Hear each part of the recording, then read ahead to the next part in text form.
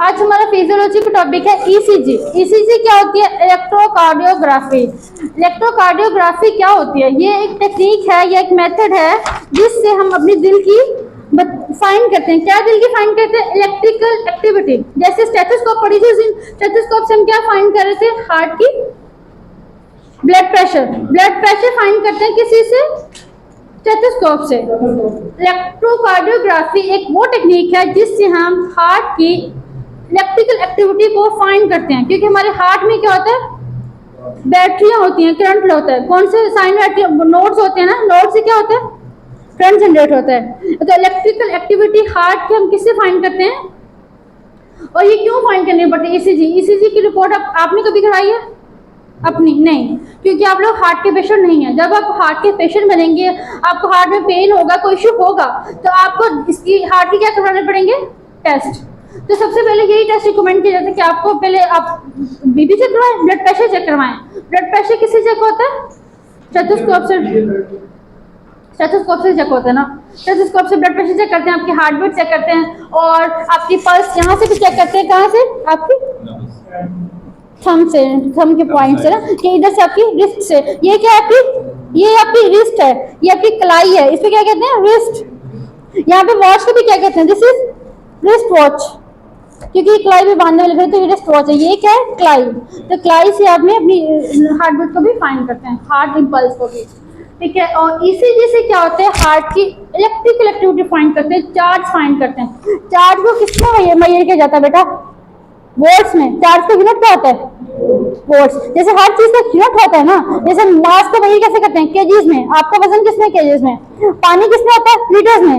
Heart electrons जो current find करते हैं, करंट किसमें फाइंड करते हैं? वोल्ट्स में। तो हार्ट के करंट भी बिल्कुल उसी तरह होगा बेटा। जैसे बैटरी करंट वोल्ट से फाइंड करते हैं, जैसे ये पंखा लगा, मोबाइल लगा, उसमें बताते हैं ना इतने वोल्ट्स करंट है। इसी तरह आपके हार्ट में भी जब करंट, हमने कह दिया कि हार्ट में करंट है, इलेक्ट्रिकल एक्टिविटी है, तो फिर किसमें मेजर की जाएगी? वो वोल्ट्स में। उसको फाइंड करने के लिए कौन सी टेक्निक यूज करते हैं? इलेक्ट्रोकार्डियोग्राफी। इलेक्ट्रोकार्डियोग्राफी में जो हमें डॉक्टर रिजल्ट देते हैं, मैंने आपको सैंपल दिया ना, वो क्या? इलेक्ट्रोकार्डियोग्राम। ये सैंपल क्या है? This is electrocardiogram. इलेक्ट्रोकार्डियोग्राफी में जो हमें डॉक्टर सैंपल देते हैं, रिजल्ट देते हैं, ये क्या है? इलेक्ट्रोकार्डियोग्राफ। इलेक्ट्रोकार्डियोग्राफ में आपको ये शो होता है, ये मेरे सामने ड्रा की हुई है, इसमें वेव्स होती हैं। इसमें बेटा इलेक्ट्रोकार्डियोग्राफी में हम तीन चीजें फाइंड करते हैं। कौन सी? इंटरवल, सेगमेंट्स और वेव्स। इंटरवल, सेगमेंट्स और वेव्स। आज हम डिटेल में पढ़ेंगे वेव्स को। सबसे पहली वेव कौन सी नजर आ रही है इलेक्ट्रोकार्डियोग्राफ में? This is electrocardiograph drawn by me, P wave. सबसे पहले कौन सी वेव होती है? P wave. पी वेव जो होती है ये डीपोलराइज करती है before contraction. Prior to contraction means before contraction. जब आपकी कॉन्ट्रैक्शन हो रही होती है तो उससे पहले ये क्या करती है? डीपोलराइज करती है, जिसके मींस ये क्या करती है? एट्रियल डीपोलराइजेशन शो कर रही है। ये वेव ऊपर को जा रही है, नीचे को आ रही है बेटा? पी वेव,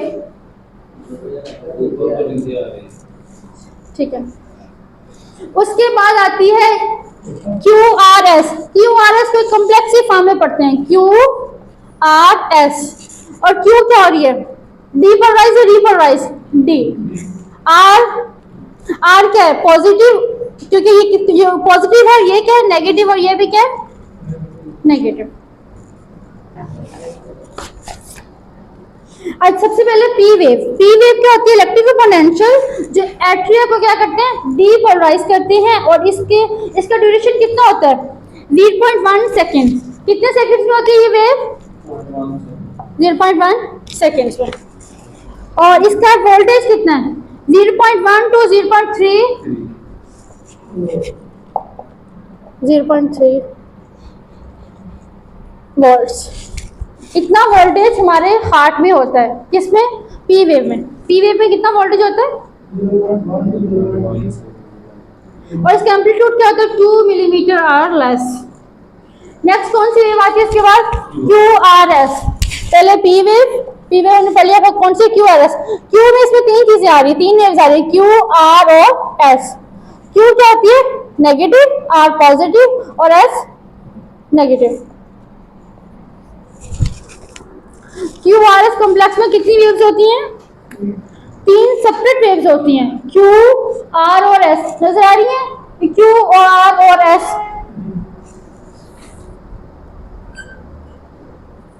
इसमें वेंट्रिकल्स, पहले में हमने पी वेव में क्या होते हैं? एट्रिया। इसमें वेंट्रिकल्स डीपोलराइज होते हैं बिफोर कॉन्ट्रैक्शन। और इनिशियली क्यू वेव क्या होती है? नेगेटिव। फिर आर वेव क्या होती है? पॉजिटिव। और एस वेव क्या होती है? नेगेटिव। उसके बाद एस के बाद फिर क्या आता है? R wave. कि क्यू आर एस का कॉम्प्लेक्स है। इसमें ड्यूरेशन कितना है? इसमें ड्यूरेशन था 0.1 सेकेंड, तो इस क्यू आर एस में ड्यूरेशन कितना है? 0.11 सेकेंड। मतलब सेकेंड्स भी नहीं लगते, 0.11 सेकेंड है। और इसमें एम्पलीट्यूड कितना है? 0.5 to 1.6 मिलीमीटर। और वोल्टेज कितना है? 1। उसके बाद कौन सी वेव आ रही है हमारे पास? क्यू आर एस कॉम्प्लेक्स के बाद टी वेव। टी वेव में क्या होता है? वेंट्रिकल्स होते हैं रिकवर हो जाते हैं, क्योंकि उसमें डीपोलराइजेशन करवा दी थी हमने, किसकी? वेंट्रिकल्स की। अब वेंट्रिकल्स क्या होंगे? रिकवर। और this wave represents ventricle repolarisation. इसमें वोल्टेज कितना है? 0.2 to 0.3। 0.2 to 0.3। कितना वोल्टेज है? 2 to 0.3। अब इसके बाद टी वेव के बाद कौन सी वेव आएगी? You wave. ये स्लाइड पॉजिटिव। यू वेव क्या होगी? पॉजिटिव। और ये टी वेव के बाद आती है। और इसके बाद क्या आती है? टी के बाद यू के बाद फिर टी आ जाएगी, क्योंकि बेटा हमारी बॉडी क्या है? साइक्लिक। यहाँ पे यू वेव आ रही है, यू के बाद क्या आएगी? Again P. यू के बाद दोबारा क्या आ जाएगी? टी।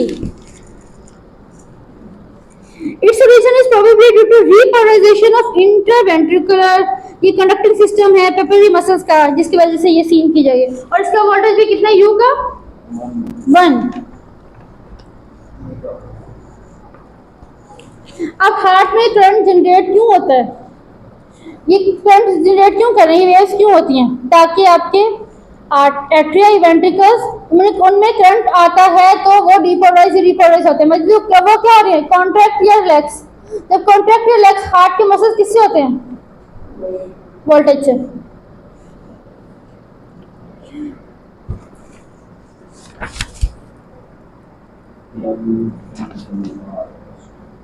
अच्छा, इसमें वेव्स जो होती है वो पॉजिटिव भी हो सकती है या फिर नेगेटिव भी।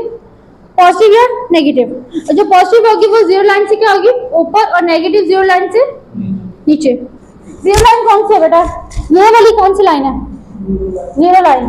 ये जीरो लाइन है। ये जीरो लाइन से नीचे ये क्या? नेगेटिव। जो जीरो लाइन से ऊपर है वो क्या? पॉजिटिव।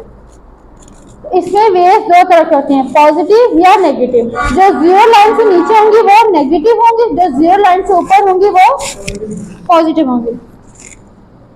जब डीपोलराइजेशन होती है पॉजिटिव इलेक्ट्रोड की तरफ, तो अपवर्ड डिफ्लेक्शन होता है, तो फिर वेव भी किधर को जाएगी? जब पॉजिटिव होगी तो वेव भी ऊपर के अपवर्ड की तरफ जाएगी, अपवर्ड डिफ्लेक्शन। और जब वो नेगेटिव होगी, नेगेटिव इलेक्ट्रोड की तरफ होगी तो डाउनवर्ड डिफ्लेक्शन होगी, तो वेव भी किधर को जाएगी? नीचे को।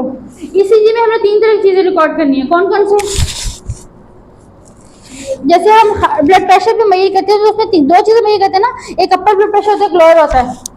इसी तरह ईसीजी में हम तीन चीजें रिकॉर्ड करते हैं, वेव्स और सेगमेंट्स और इंटरवल्स। सेगमेंट्स और इंटरवल्स हम कल पढ़ेंगे। आज हमने क्या पढ़नी है डिटेल में? वेव्स। पहली वेव कौन सी पढ़ी है? P wave.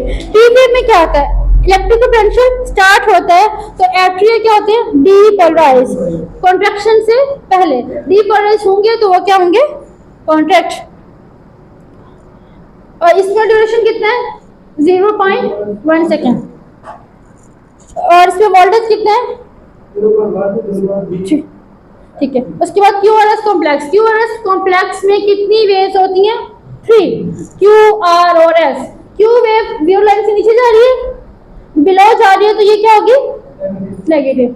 आर लाइन, जो आर वाली जो वेव है वो जीरो लाइन से ऊपर जा रही है, तो वो क्या होगी? पॉजिटिव, और एस वेव नेगेटिव, क्योंकि वो जीरो लाइन से क्या जा रही है, नीचे। और उसके बाद फिर क्या कौन सी वेव आएगी next, T wave. T wave में इसमें पी वेव और क्यू आर एस वेव में हमने क्या पढ़ा है, एट्रिया।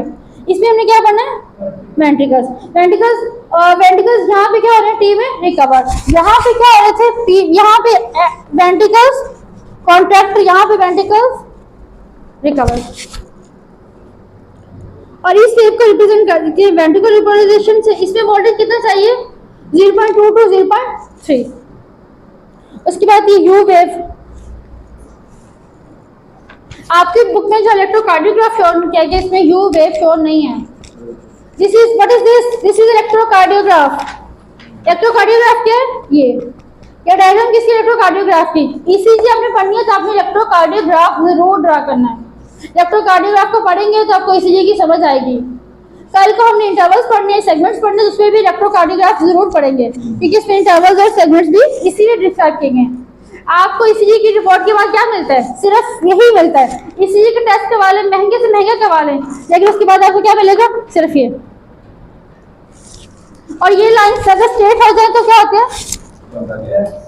दैट इट मींस आपका हार्ट में कोई भी करंट नहीं प्रोड्यूस हो रहा, हार्ट कॉन्ट्रैक्ट नहीं हो रहा, हार्ट रिलैक्स नहीं हो रहा, ना कॉन्ट्रैक्शन हो रही है ना रिलैक्सेशन हो रही है, ब्लड फ्लो नहीं हो रहा, ब्लड बॉडी से आ नहीं रहा, बॉडी में जा नहीं रहा, तो फिर आपकी क्या हो जाएगी, इट मींस आपका हार्ट बंद हो जाएगा। हार्ट बंद होगा तो डेथ हो जाएगी।